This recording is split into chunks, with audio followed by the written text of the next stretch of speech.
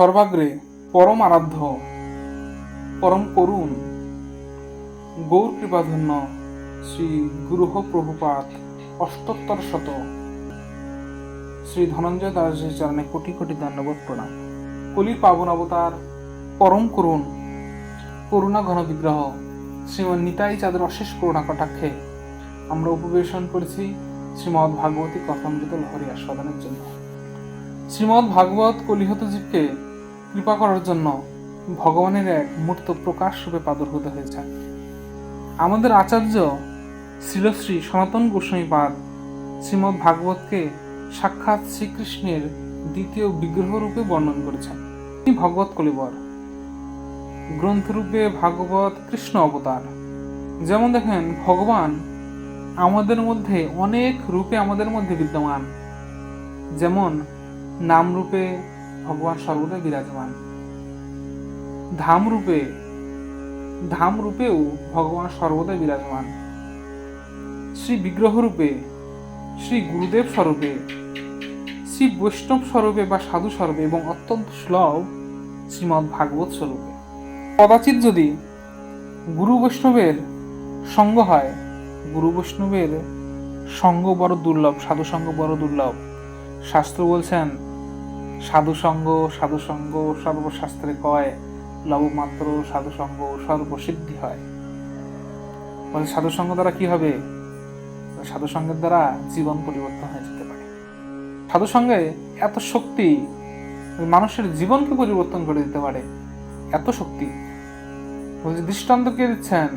দৃষ্টান্ত দিচ্ছেন হীরা।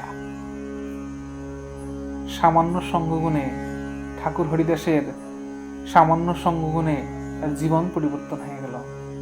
এই নিন্দিত বৃত্তিধারী হীরা যে পরপুরুষের মন ভুলিয়েছে তার শরীর দ্বারা, তার কেশ দ্বারা, এই হীরার এই নিন্দিত বৃত্তিধারী ত্যাগ করে তিনি পরম মহান্তি হয়ে গেলেন।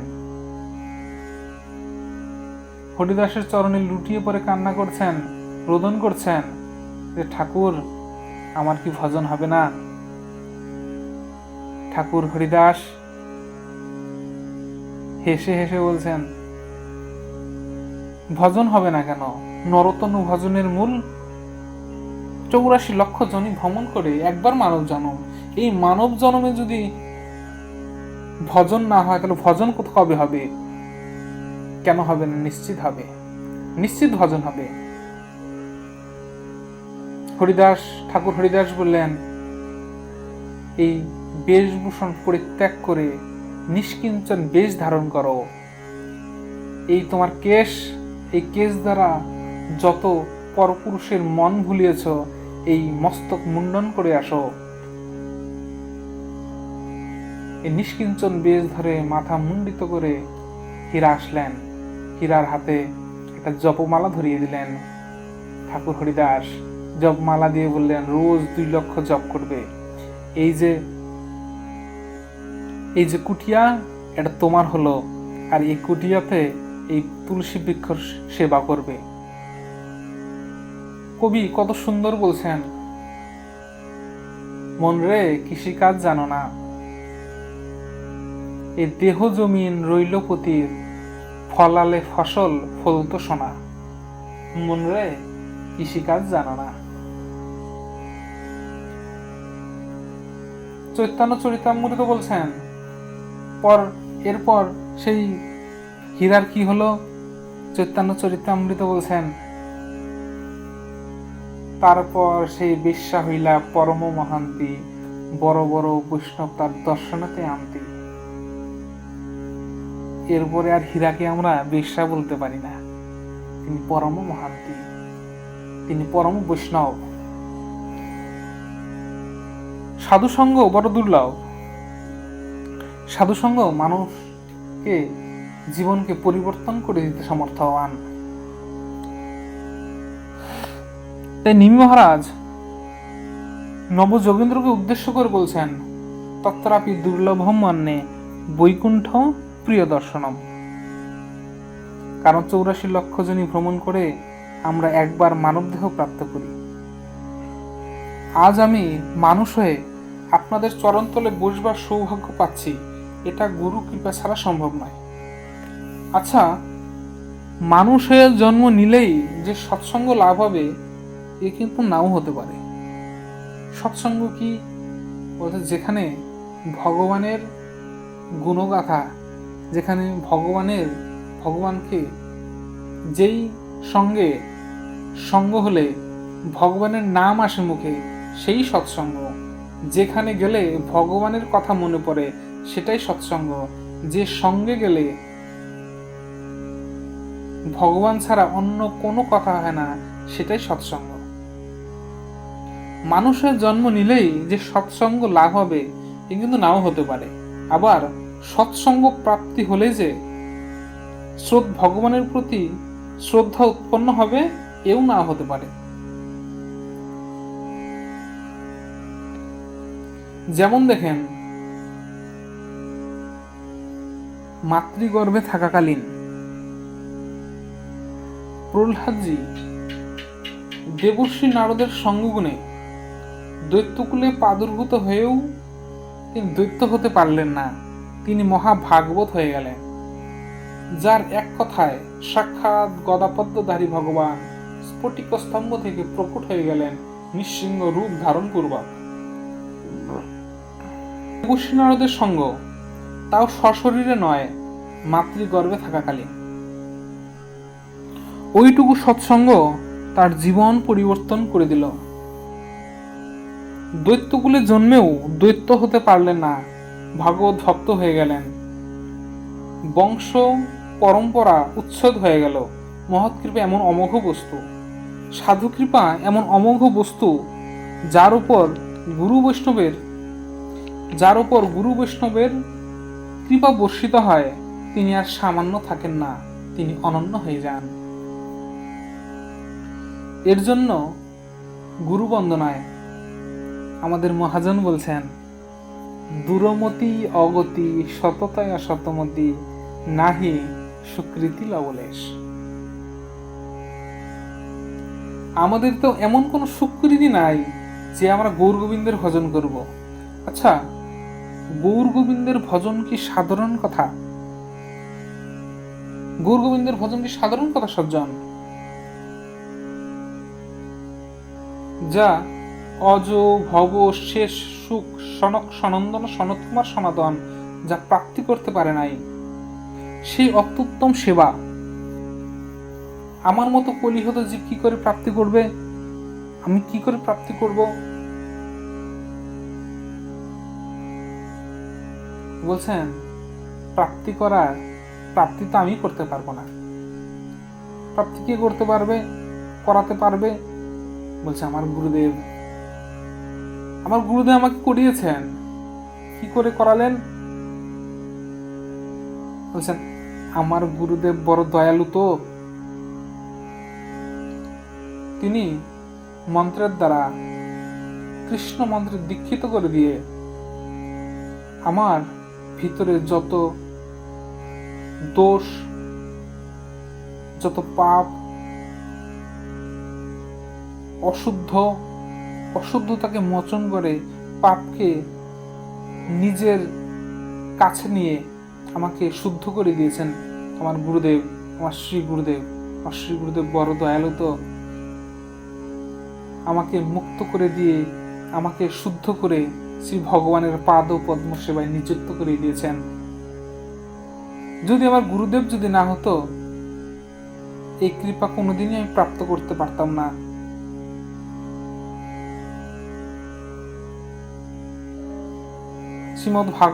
শ্রী ভগবত পাদ পদ্ম সেবায় নিযুক্ত হতে পারতাম না। শ্রী বৃন্দাবন যুগল ভজন ধন মোহে করল উপদেশ। এর জন্য গোস্বামীপাদ বললেন, ব্রহ্মাণ্ড ভূমিতে কোনো ভাগ্যবান জীব গুরু কৃষ্ণ প্রসাদে পায় ভক্তি লতার বীজ। সেই গুরুদেব, সেই বৈষ্ণব যদি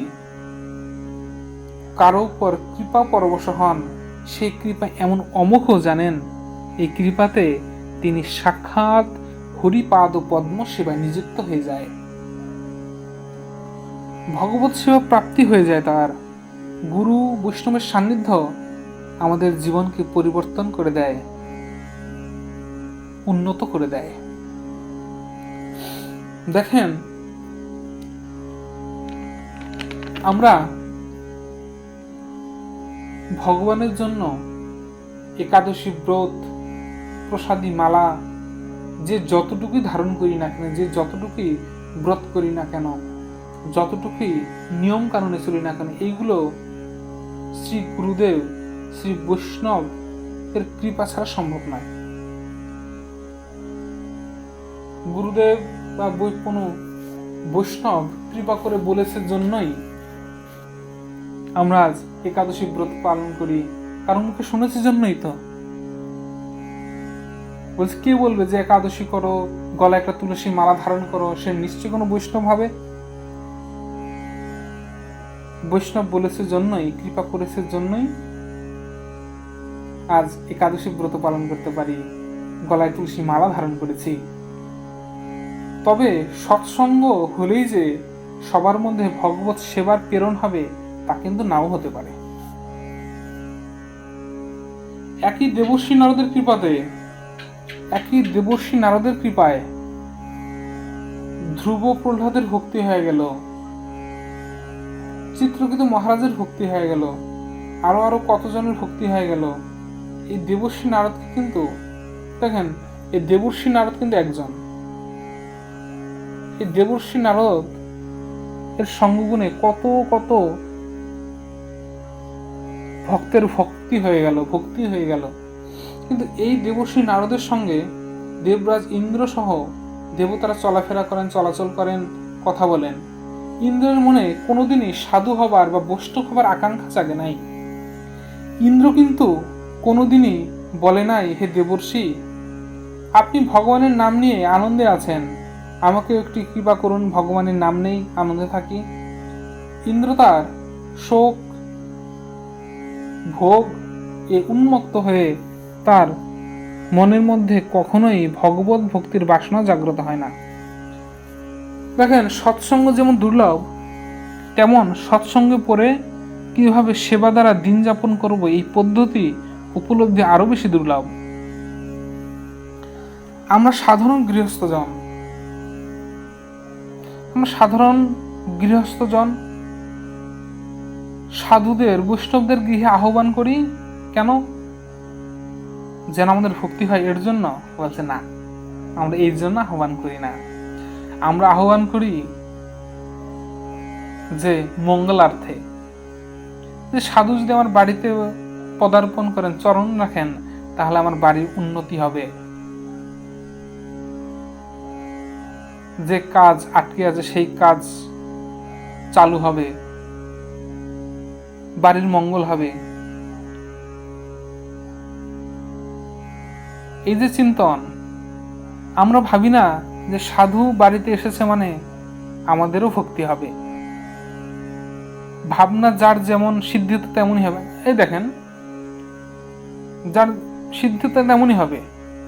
দেখেন, আমরা ভগবানের কাছে যাই, ভগবানের মন্দিরে গেলে বা ভগবানের সামনে আমরা প্রার্থনা করি কি? যে শরীর যেন ভালো থাকে, কাজকর্ম যেন ভালো হয়, এই হয় সেই হয়, এটা যেন হয় সেটা যেন হয়।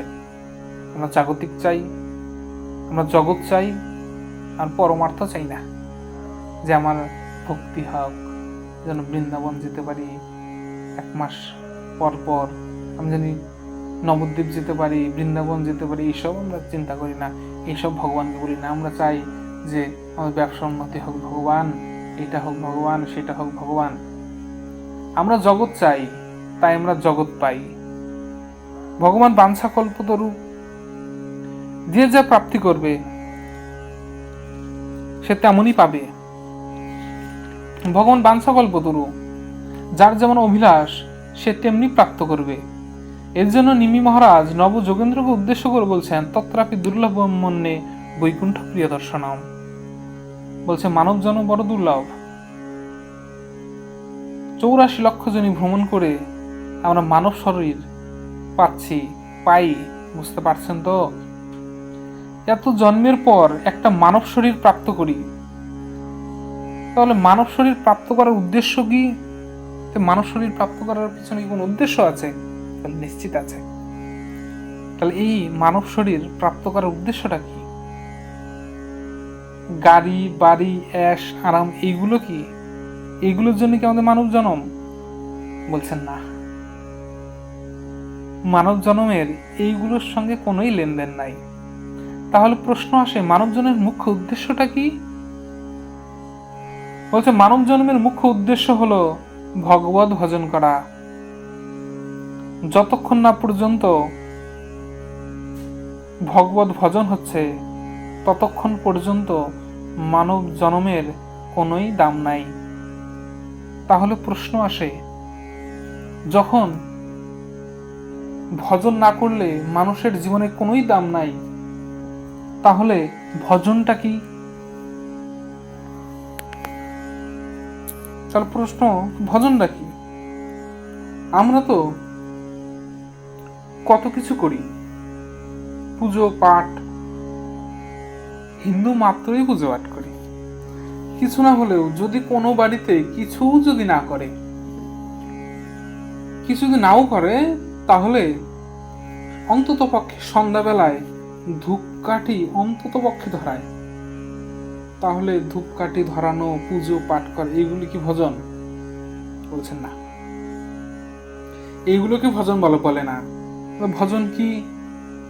ভজন তো হলো সর্বতোভাবে ঈশ্বরের কাছে মনকে প্রাণ চিত্ত সমর্পণ করে দেওয়া, সর্বতোভাবে তার হয়ে যাওয়া, সংসারের যাবতীয় বস্তু থেকে মনটাকে নিরুদ্ধ করে, হে নাথ, হা নিতাই, হা গৌর, আজ এই জীবনটা তোমার চরণে সমর্পণ করে দিলাম। আজ থেকে আমি তোমার হলাম, তুমি কৃপা করে এই দাসকে তোমার করে নাও, তোমার চরণ ছাড়া করো না ভগবান, তোমাকে চরণ ছাড়া করো না। সংসার তাপে দগ্ধীভূত জীব আমরা। এমন কি কোনো জায়গা আছে যেখানে গেলে আমাদের যত ব্যথা উপশম হয়ে পরমানন্দে প্রাপ্তি হব?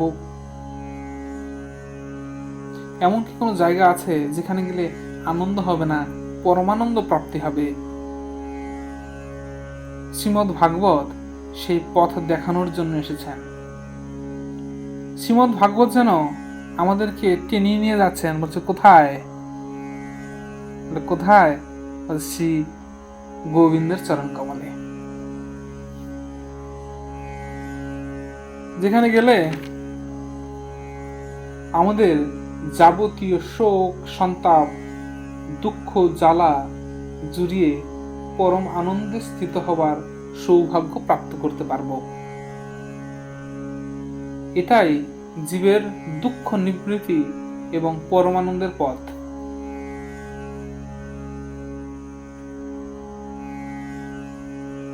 এটাই পরমানন্দের পথ। আমরা এত বহির্মুখ জীব, আমাদের কাছে সময়ই নাই, আমাদের সময় নাই যে আমাদের জীবন উন্নতি করার জন্য স্বয়ং শ্রী ভগবান মূর্তিতে প্রকাশিত হয়েছেন। অন্তত গ্রন্থরূপী ভাগবতকে কেউ যদি ঘরে নিত্য রেখে তার পঠন পাঠন করেন, তার দ্বারা ভাগবত সঙ্গ লাভ হবে, আর সেই ভগবত দ্বারাই গুরু বৈষ্ণবের কৃপা প্রতিনিয়ত প্রাপ্তি হয়ে যাবে। প্রতিনিয়ত যেন সৎসঙ্গ প্রাপ্তি হয়, সেই সৎসঙ্গ প্রাপ্তি অমোঘ কৃপাস্বরূপ শ্রী ভগবান ভাগবত রূপে প্রাদুর্ভূত হয়েছেন। তাই বলছেন গ্রন্থরূপে ভাগবত কৃষ্ণ অবতার। দেখেন, ভাগবত পুস্তক হলেও পুস্তক নয়, এটা খুব ভালো করে বুঝতে হবে, তারপর ভাগবত শ্রবণ হবে। শ্রীমদ্ ভাগবত কি বলছেন? শ্রীমদ্ ভাগবত অক্ষয়ম প্রত্যক্ষ কৃষ্ণ এবহি। শ্রীমদ্ ভাগবত সাক্ষাৎ শ্রীকৃষ্ণ। তেনেয়ং বাংময়ী মূর্তিভূত প্রত্যক্ষ বর্ততে হারে। ভগবানের সাক্ষাৎ বাংময়ী মূর্তি, সাক্ষাৎ জগদীশ। আমাদের অহভাগ্য সাক্ষাৎ ভগবৎ স্বরূপ শ্রীমদ্ ভাগবতের চরণ সান্নিধ্য আমরা লাভ করছি। আমাদের অহোভাগ্য, আমরা সেই ভাগবত কথা শোনার অবকাশ পেয়েছি সপ্তাহরূপে। কারণ পদ্মপুরাণ বলছেন, সপ্তাহেন শ্রুতচৈত্য সর্বথা মুক্তিদায়ক। শ্রীমদ্ ভাগবত কথা এমনিতেই কল্যাণময়, যেন তেন প্রকারেণ শ্রবণ মাত্রই মুক্তিদায়ী।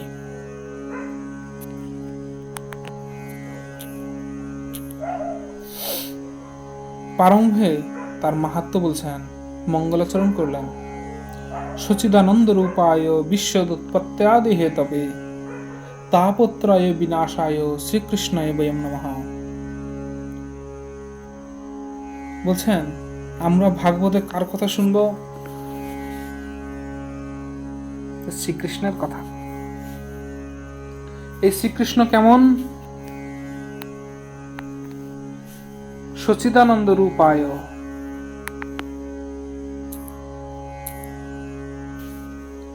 সৎ চিত আনন্দ, তিনটি স্বরূপ বললেন ভগবানের।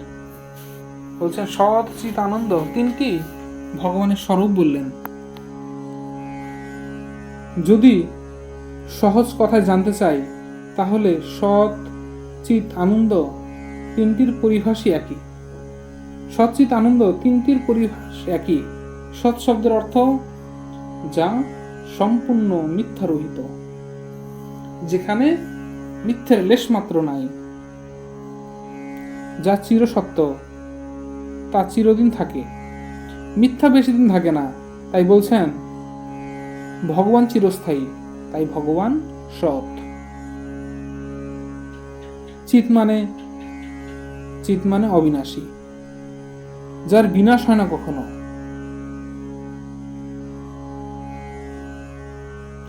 বিশ্ব ব্রহ্মাণ্ডে সব বিনাশ হয়ে যাবে কালের বিবর্তনে। বড় বড় রাজাদের কীর্তি, বড় বড় মহল কালের বিবর্তনে সব নষ্ট হয়ে যায়।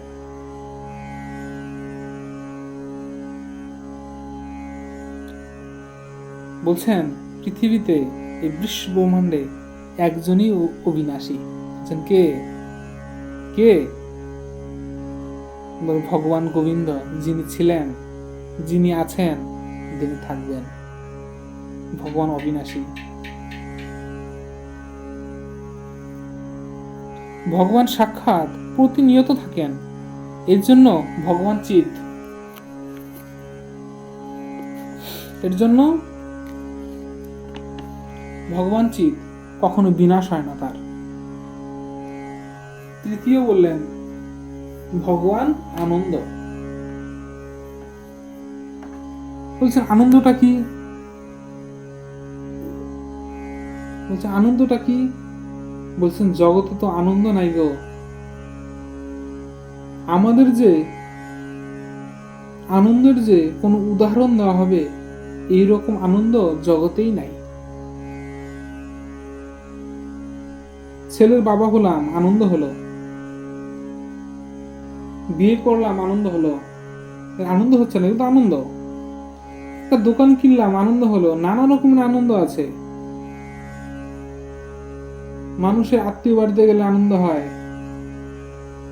শাস্ত্র বলছেন এইসব আনন্দ একটাও আনন্দ নয়, এইগুলো আনন্দভাস। কেন? কারণ এইগুলো যতক্ষণ না পর্যন্ত পাওয়া হয়, ততক্ষণ পর্যন্তই মনে হয় এইগুলো পেলে আনন্দ হবে। কিন্তু প্রাপ্তির পর ওইখান থেকেই দুঃখ প্রাপ্তি হয়। এই জন্য এটাকে শাস্ত্র, শ্রীমদ্ ভাগবত আনন্দ বলে নাই। সব দুঃখদায়ী। এমন কিছু কি আছে যা সুখকর?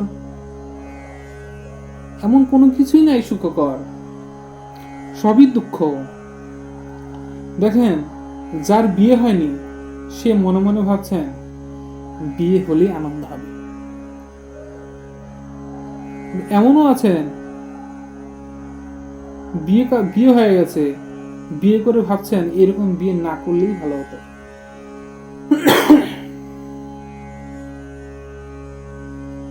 তাই না?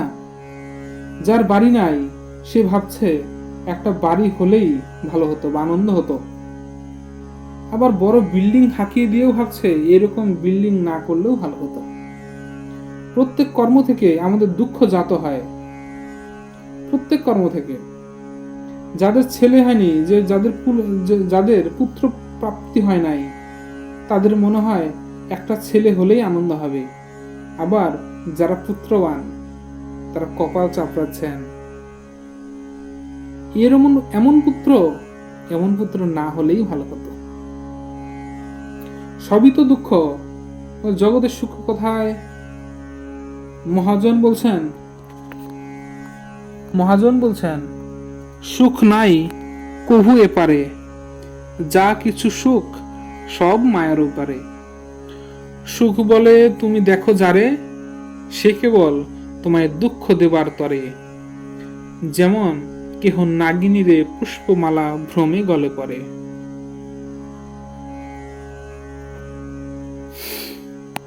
আমরা আপাতভাবে যাকে সুখ বলে দর্শন করছি, এটা সুখ নয়। তাহলে প্রকৃত সুখ, প্রকৃত আনন্দ কোথায়? আনন্দ কি বলছেন শ্রী গোবিন্দ। শ্রী গোবিন্দই প্রকৃত সুখ, শ্রী ভগবানই প্রকৃত সুখ। তাই জীবনে গোবিন্দের চরণ কমল প্রাপ্তি যে প্রধানতম সুখ, যতক্ষণ না পর্যন্ত উপলব্ধি হচ্ছে ততক্ষণ জীবের প্রকৃত কল্যাণ হয় না। এর জন্য ভগবানকে বলছেন সচ্চিদানন্দ রূপায় বিশ্ব উৎপত্ত্যাদি হেতবে। বিশ্বের উৎপত্তি স্থিতি লয়ের একমাত্র কারণ শ্রী ভগবান। এই বিশ্ব ব্রহ্মাণ্ডের উৎপত্তি কার দ্বারা হয়েছে? যে ব্রহ্মার দ্বারা। এই বিশ্ব ব্রহ্মাণ্ডের উৎপত্তি কার দ্বারা হলো? বলে ব্রহ্মার দ্বারা হলো। ব্রহ্মা কোথা থেকে আসলো? যে ব্রহ্মা ভগবানের নাভি কমল থেকে উৎপন্ন হয়েছে। তাহলে গোবিন্দ থেকে কি ব্রহ্মা জাত হলেন? বলে হ্যাঁ, গোবিন্দ থেকেই ব্রহ্মা জাত হলেন। তাহলে প্রকৃত স্রষ্টা কি হলো? তাহলে প্রকৃত স্রষ্টা তো গোবিন্দই হলেন। তাহলে প্রকৃত স্রষ্টা কে? বলে প্রকৃত স্রষ্টা গোবিন্দ। বিশ্বের সংহার কে করেন? বিশ্বের সংহার করেন শ্রীমান মহাদেব। মহাদেব কোথা থেকে আসেন? এটাও শ্রীকৃষ্ণের গুণাবতার। ভগবান শ্রীকৃষ্ণ যখন তমগুণে অধিষ্ঠিত হন তখন তিনি শ্রীমান মহাদেব। তমগুণে অধিষ্ঠিত হলেই শ্রীমান মহাদেব। শতগুণে তিনি বিষ্ণু, রজগুণে তিনি ব্রহ্মা। শ্রীমান মহাদেব গোবিন্দের গুণাবতার। তাহলে প্রকৃত ধ্বংসকর্তা কি হলেন? শ্রীকৃষ্ণই। হ্যাঁ। বিশ্বের পালন কে করেন? বিশ্বের পালন করেন শ্রীহরি স্বয়ং। তাহলে বিশ্বের উৎপত্তি স্থিতি এবং লয়ের একমাত্র কারণ কে? তিনটি তো শ্রীকৃষ্ণই করেন, নাকি অন্য কেউ করেন? শ্রীকৃষ্ণই করেন।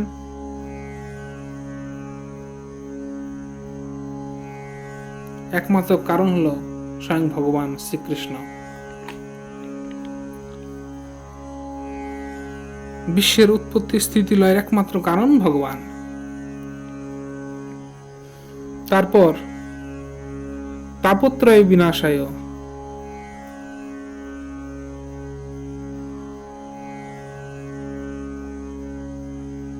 আমরা তাপদগ্ধ জীব, হবে না বলুন? সংসারে 3 রকমের তাপ আছে: আধ্যাত্মিক, আদি দৈবিক, আদি ভৌতিক। এই ত্রিবিধ তাপ প্রতিনিয়ত কষ্ট দিয়ে যাচ্ছে। এই তাপে আমরা দগ্ধীভূত, সেই তাপে জর্জরিত। এই সংসারে তাপদগ্ধ যখন আমরা, এই সংসার তাপ থেকে মুক্তি কি করে হব? শাস্ত্র বলছেন একবার যদি শ্রীকৃষ্ণের, শ্রী গোবিন্দের চরণ স্মরণ করে নেওয়া যায় তাহলে যাবতীয় দুঃখ তাপ থেকে তৎক্ষণাৎ মুক্ত হয়ে যায়। এর জন্য তিনি ত্রিতাপ বিনাশকারী, তাপত্রয় বিনাশায় শ্রীকৃষ্ণায় বয়ং নমঃ।